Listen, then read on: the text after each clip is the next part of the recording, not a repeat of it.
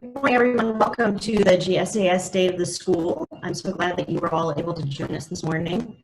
In a moment, we're going to hear from Michael Kornfeld, who is a former board member of the GSAS Alumni Board. He also has been on the planning committee for the Columbia Alumni Weekend. Many of you are joining the Columbia Alumni Leaders Experience, which is the COVID version of the Columbia Alumni Leaders Weekend. Michael has been a long-serving volunteer both for GSAS and for the Columbia Alumni Association, and we are very grateful to his service. I'm hearing that my connection is a little bit choppy, so I'm going to see if I can fix that, but in the interim, All right, I'm going to switch over to Michael right now while I try to fix my connection. Welcome, Michael, and thank you for that introduction. I think you talked about me. I'm not sure what you said, Erin, but we're just going to wing it, and Andrea and I'll, we'll do some stuff this morning for you, and then we'll move over to the dean, who will bring us up to date on what's going on campus and all the efforts to improve the life and the academic success of the graduate students at the university. As I think you might have heard, I've been involved with the university for a long time. I graduated in 1973 with a master's degree, and I've been very fortunate to get involved with the Alumni Association, both at the graduate school and at the university level. And I look forward to today's talk. I've known Carlos for about a decade now. He is quite the gentleman. I really enjoyed all our conversations over the years. And although he's very humble, he has done a phenomenal job in taking the graduate school to new heights. There's like a joke about Morningside Heights, but I won't talk about that joke. So we'll move right along here.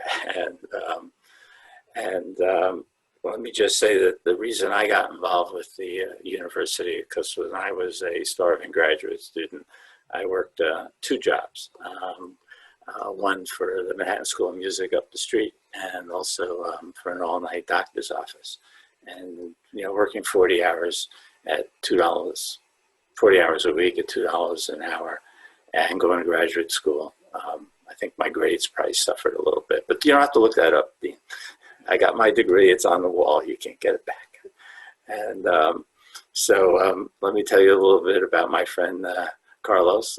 Carlos is an Ivy Leaguer 4 times. Like myself, he's a graduate of Cornell University, got his doctorate from Yale University, and then traveled down the New Jersey Turnpike to Philadelphia, where he's taught literature at the University of Pennsylvania, and then was persuaded to come back to New York. I don't know. And in 2005, and headed up the Department of Latin American and Iberian Studies. And then in 2011, he was, I guess the word is elevated, to be the dean of the graduate school, and he's done a phenomenal job these last 9-10 years. And so without further ado, I will turn it over to you, Dean, and please bring us some great news from Columbia. Thanks, Michael. First thing I should say is that Michael himself is very humble in the sense that he did not mention that he was 3 years ago the recipient of the Columbia Alumni Medal, which is the highest recognition bestowed by the university on alumni volunteers, and we were deeply honored and happy to nominate him for this recognition. And I hope that his association with GSAS and with the Alumni Association will continue for many years to come. Thanks all of you for joining us today.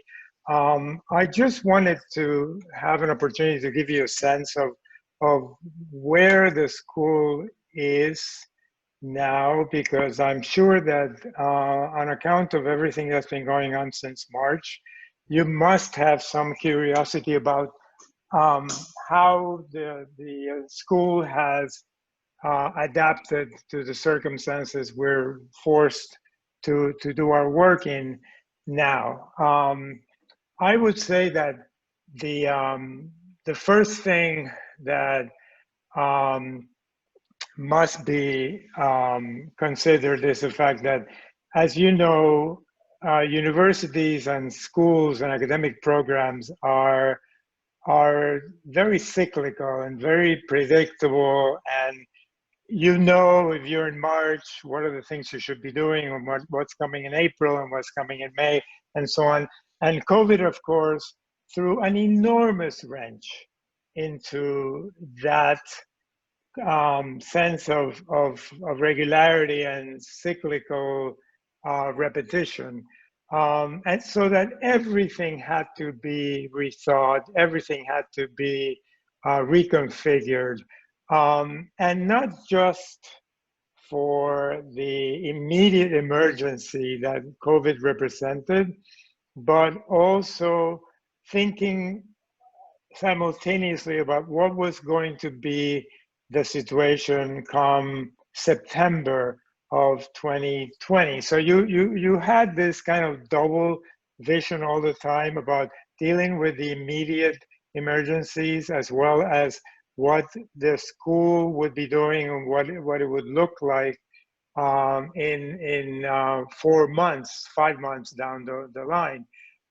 So the very first thing that was done, and this was done at the university level, was the reconfiguration of the 2-semester academic year, fall and spring, into 3 semester, fall, spring, and summer. The idea being that if you redefine the school year, then you could control better the populations that would be on campus at any given time, with the purpose of de-densifying the campus. So we are now working in a 3-semester year with an April convocation and graduation or commencement, and degree conferrals in May and June.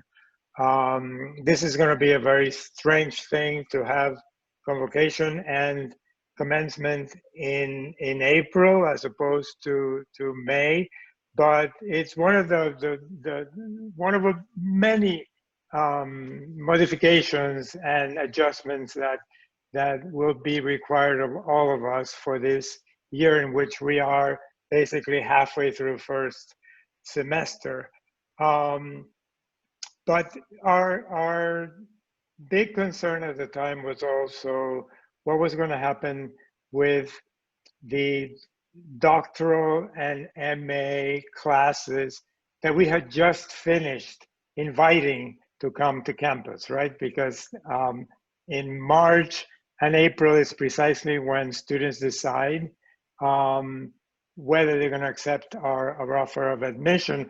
And we basically were done with those processes, but we had no idea how the pandemic was going to affect the actual number of students who would show up, as opposed to defer either for the spring or the fall of 2021.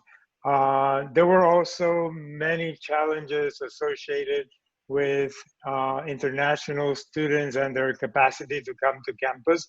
As you probably know, the consulates and embassies where international students would have needed to process their visa applications were closed, and most of them remain still closed. that has had a direct effect in a number of students who have either joined us but remotely, or simply deferred their coming to campus until spring or fall of 2021.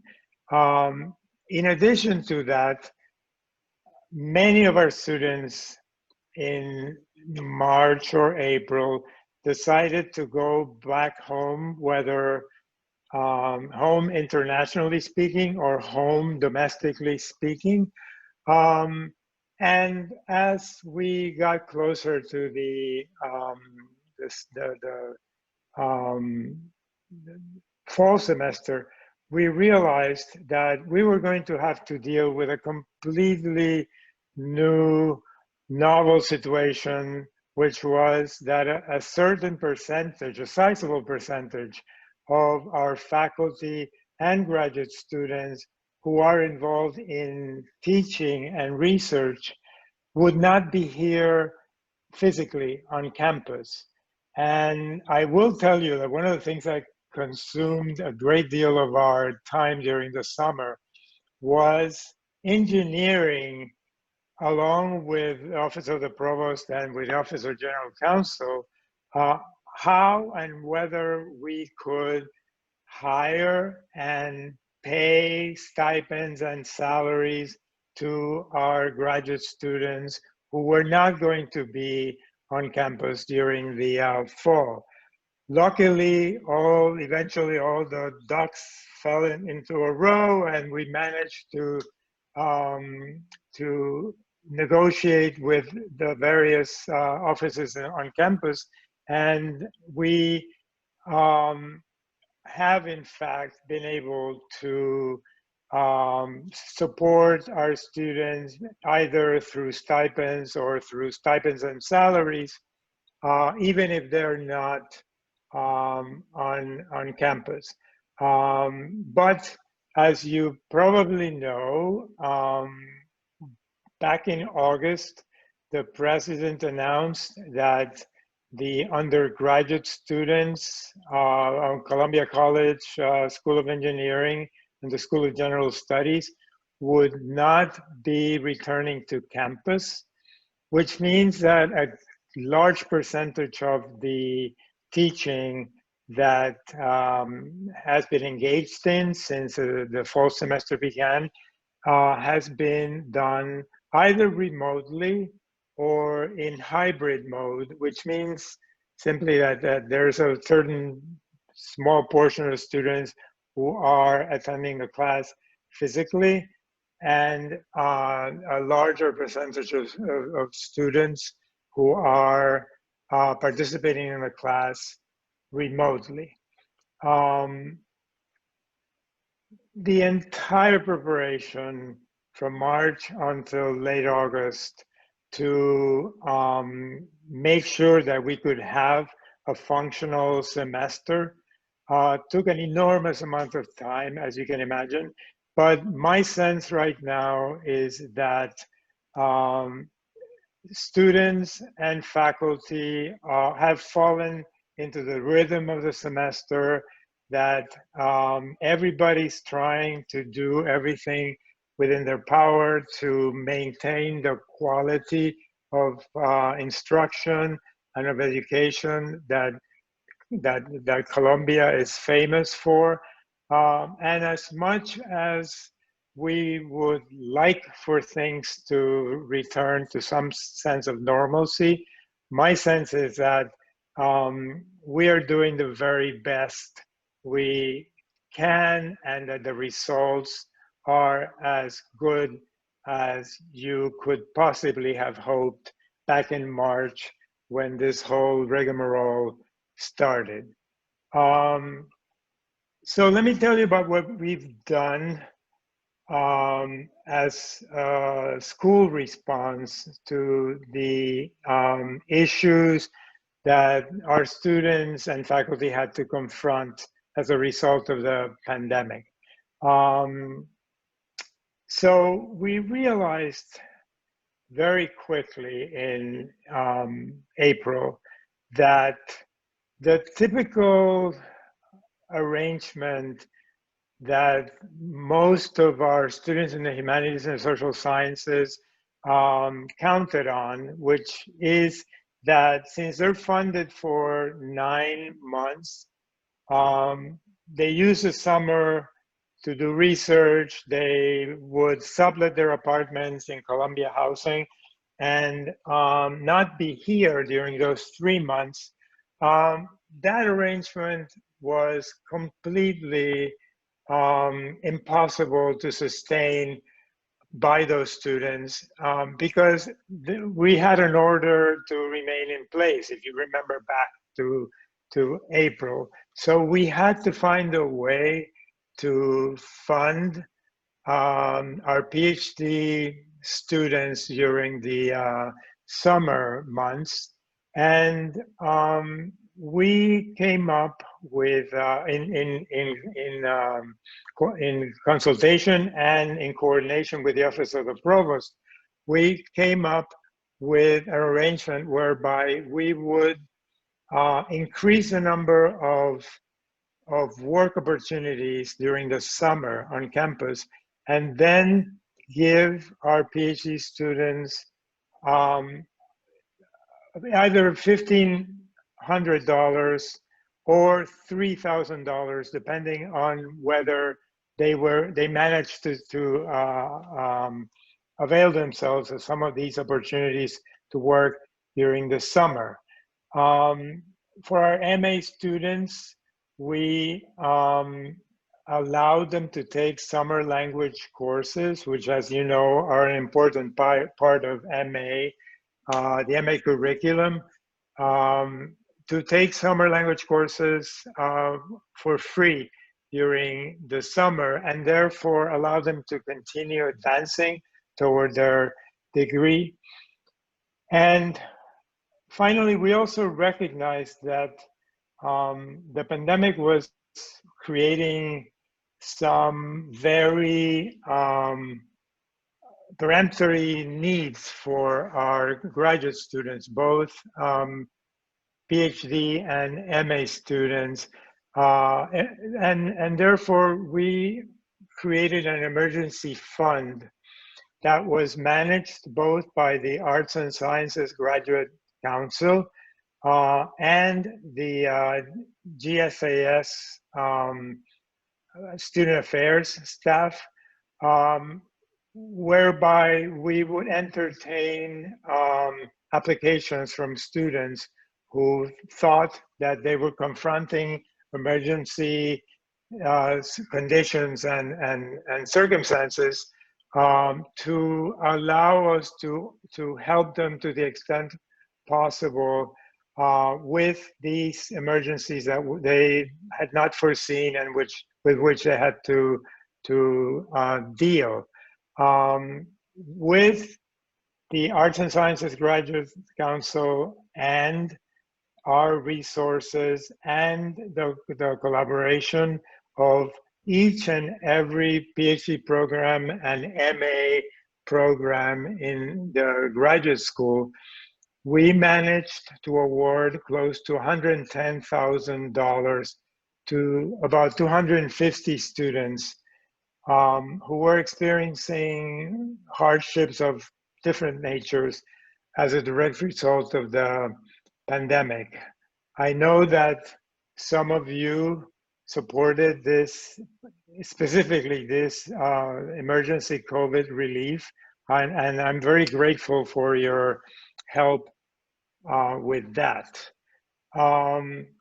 As we looked toward this year we're in and realized that our then current students would be facing a number of needs related to their delays in their research or their having been pulled out from research venues and so on, we realized that we needed to find some way to make sure that we could take care of those needs, not just for this coming year, but for a number of subsequent years as well. For that, we decided to do something that, as it turns out, has been done by the majority of our peers, which is that we re-examined the whole assumption of admitting a new class of doctoral students for fall of 2021. Columbia, along with a number of its peers, has either curtailed admissions, doctoral admissions for fall 2021, or paused doctoral admissions in certain departments for fall 2021. The savings realized from that pause will allow us to take care of the needs of our students in terms of guaranteed funding for this coming year. But for instance, it is going to allow us to do, or has allowed us to do, other things such as doubling the child care stipend for our student parents from $2,000 to $4,000, and to create a number of postdoc positions for graduating students. Students who graduate this year are going to be walking into an academic job market that is going to be severely reduced on account of the fact that not just Columbia and all of our peers, but most every institution in the US has declared hiring freeze, which is going to make it almost impossible for students who should have been looking for jobs this year to actually vie for the normal number of jobs that would have been out there waiting for them.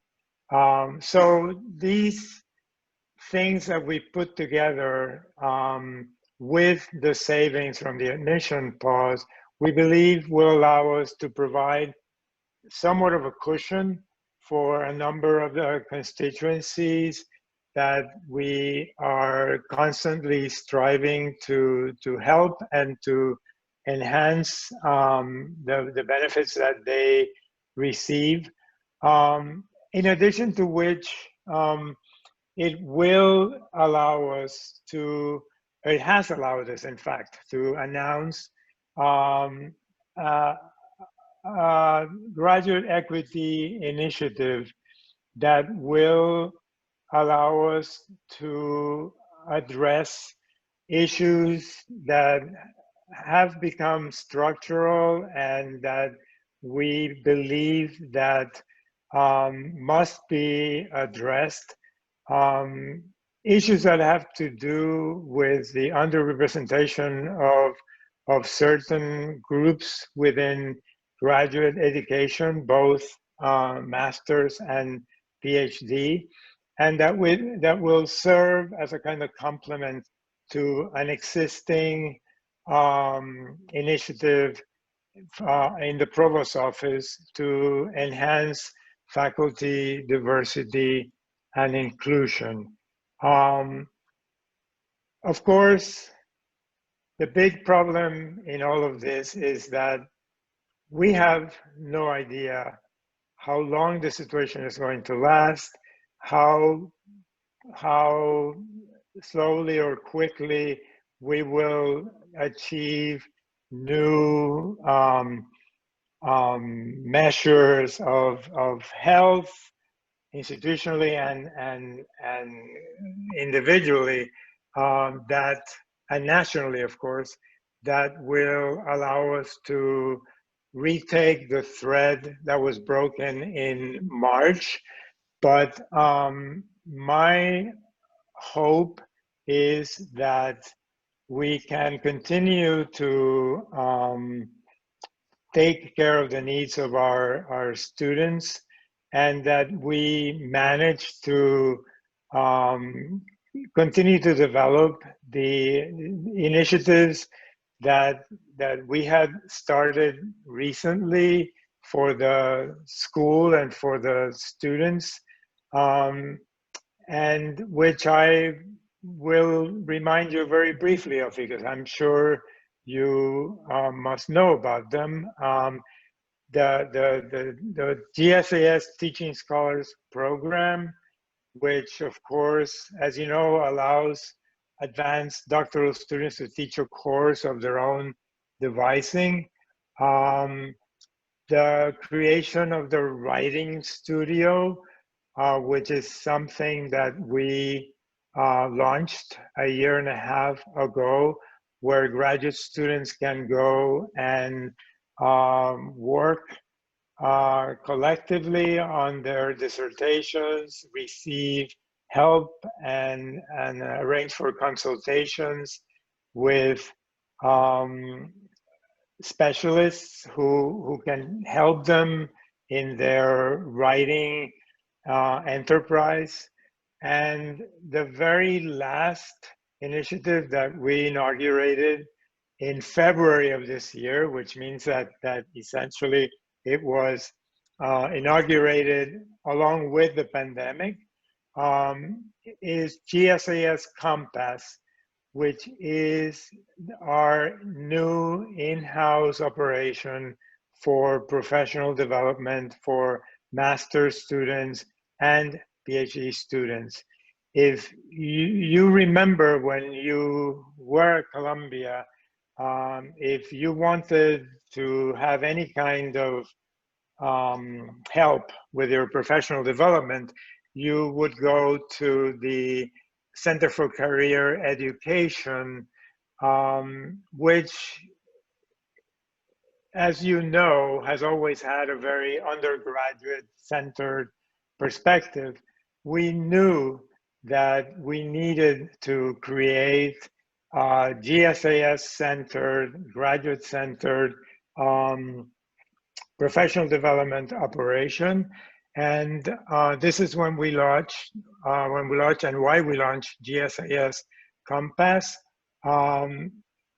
Irrespective of the pandemic, Compass has not only been launched, but has been enormously well received by the GSAS graduate population, and they are well on their way to fulfilling the mandate to provide our students with graduate-specific, discipline-specific professional development help as they confront precisely a much contracted market, not just in the academic world, but in the employment opportunities at large.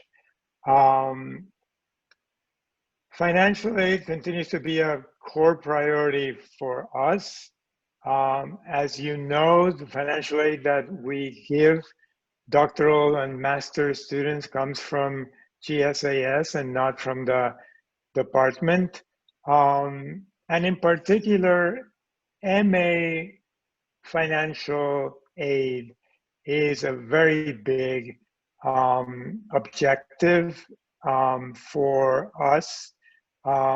We have been constantly chipping away at the amount of tuition that our MA students pay by offering an ever increasing number of them financial aid. And just to give you a sense, close to 350 students received last year an average of $7,500 financial aid to offset the cost of their education. We're trying very hard to increase that amount because of the fact that as you know, MA education has never received the kind of financial aid that the undergraduate world or the PhD world has always been able to count on.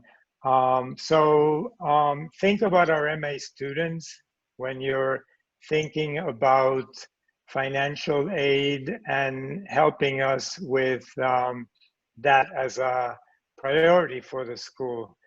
I know that I'm speaking to a group of volunteers and donors, and that I don't need to tell you that we need your help because you've always been there for us. But I really would like to take this opportunity to thank you for your service and your support for the school, and to reaffirm that now, in fact, more than ever, when we seem to have become a disembodied school because we are doing what we normally do, but strewn all over the world and in the digital world and not physically in the classroom, and so on. There's more of a danger that the thread that should keep the alumni tied to the school may break or may become attenuated. So let's make an effort to retake that thread and to reaffirm the relationship that should always exist between the school, the current students, and the alumni that are the history of the school. And that was my report. I will take any questions that any of you have. Thank you very much, Carlos. I hope everyone can hear me now. I've tried to fix my connection. Great. So thank you very much, Carlos. That was a very exhaustive walk through GSAS and its current situation and all the amazing improvements that you have made in just your short time that you've been with us. We do have a few questions, a couple of which came in earlier. One is from Susan Ulick, who is actually on the call. She's a 1977 MA in economics. She's asking, what is the biggest business risk or challenge for the school right now?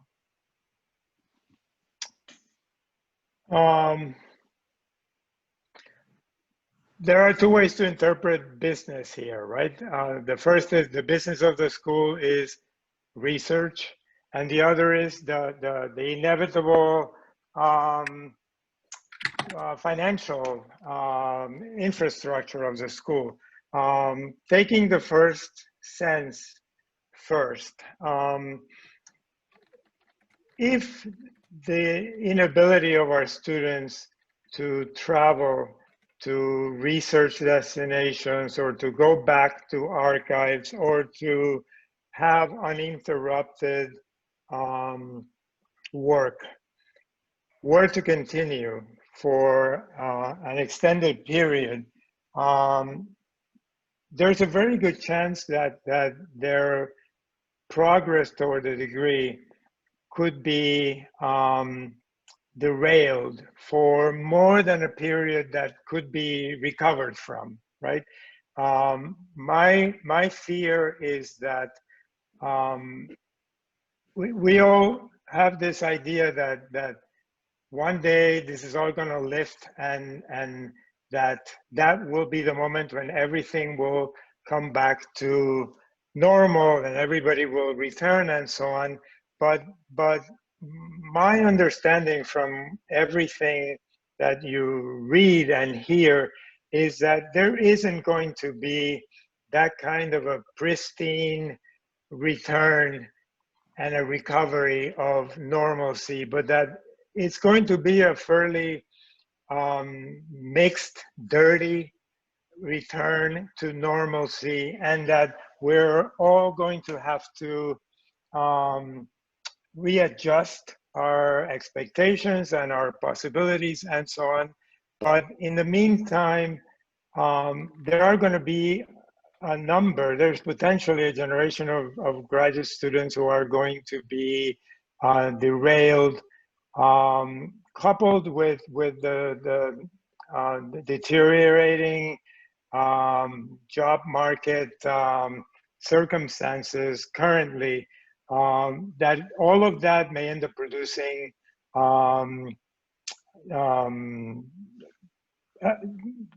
you know, circumstances that will make students either leave their programs or abandon their projects and so on. That is a big fear of mine that could in fact be dispelled depending on what happens in late December and January, if there are developments with vaccines and treatments and so forth.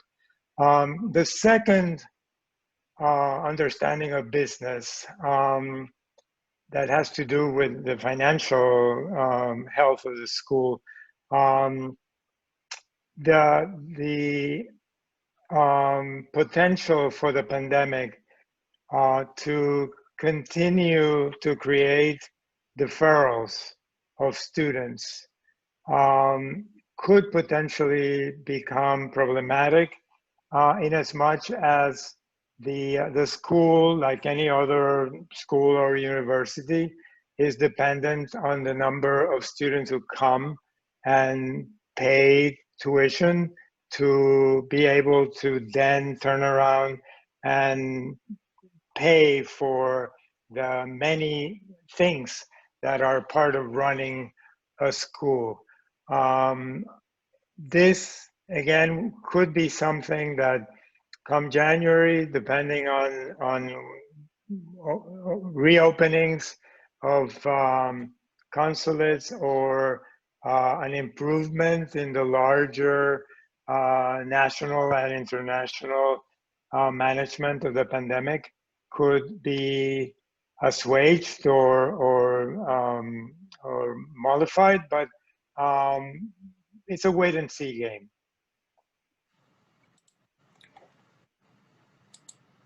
Thank you, Carlos. We have another question that has come in from Sarah Arkebauer, who you know very well.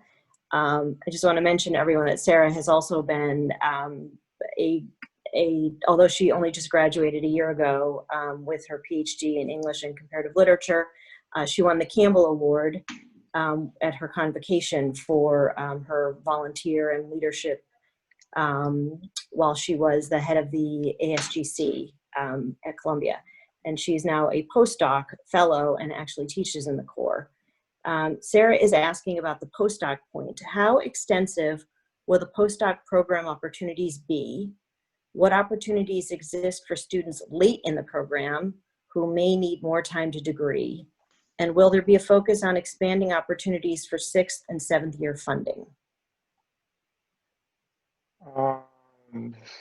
Okay, so the first question, the postdocs, there will be 20 of those, and they have been apportioned to the PhD programs who decided to effect full pause in admissions for fall 2021, so that the departments themselves will be the ones choosing who are the graduates who will benefit from those opportunities. This is the other. Yeah, the issue of time to degree, this is extended time to degree. This is why we have instituted, as part of the pause in admissions, we've instituted a guaranteed 6 year of support for our PhD students. And the idea is that we want to make sure that students who normally would have had only 5 years of support will be able to count on a 6th year. With respect to students in year 7, they will still be eligible to teach in the core curriculum. There will be, as always, other fellowships and opportunities that they may be able to vie for. And we're hoping that with the help of and in coordination with the departments, we'll manage to take care of the needs of our students, particularly those who have been affected directly by the pandemic. One of the things we allowed departments to do this year was to extend that funding guarantee to students in their 7th year. And we have given departments leeway to interpret how to use that help in order to help students who were very specifically affected by pandemic-related emergencies. I also see that there's a question from David Blitzer. Is he here? He is not. I don't know that he's on the call. We're going to go to a quick question first, Okay. which is, so Cynthia Wong Lippy has asked, she's a PhD in music from 2005.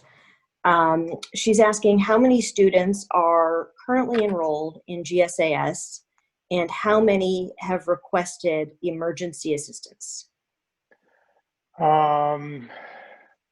Currently enrolled, meaning everybody from years 1 through 7 in the doctoral programs, and in years 1 through 2 or 3, we're talking about 18, and it's about 3,200 students.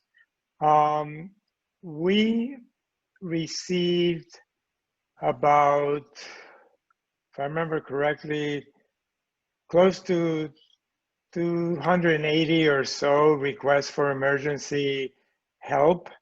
And we managed to satisfy quite a number of those. I think I said previously that we had 200, close to 250 student awards.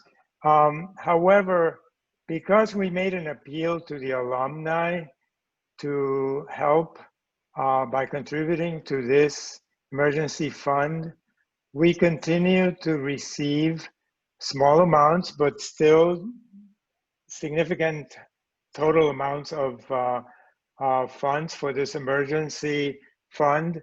And we have given, we have run at least 3 different iterations of the proposal, the application evaluation. So that number of students that are helped by this fund keeps growing with each decision to reconsider the applications that have come in. Great, thank you. And then now I think this is going to have to be our last question.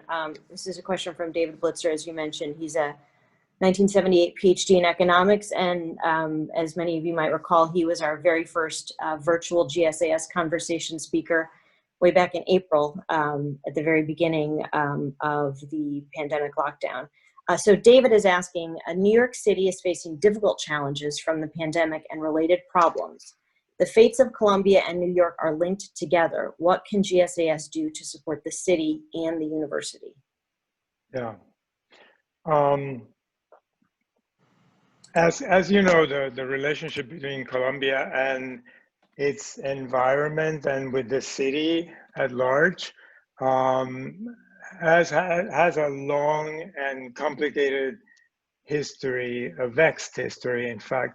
But one of the things that I have seen since I arrived at Columbia in 2005 has been a very clear attempt on the part of the university um, to be more involved in the affairs of the community. Just to give you an example of something that I know has happened since the pandemic and related to Colombia and the immediate environs of the university.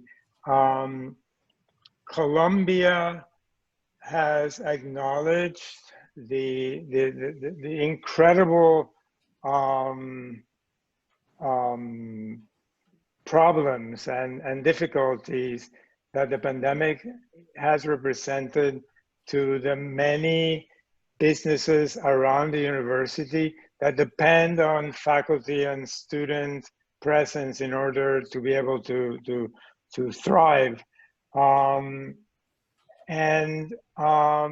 Colombia has forgiven rent since April, May, etc., to a large number of the businesses that actually rent space from Columbia University.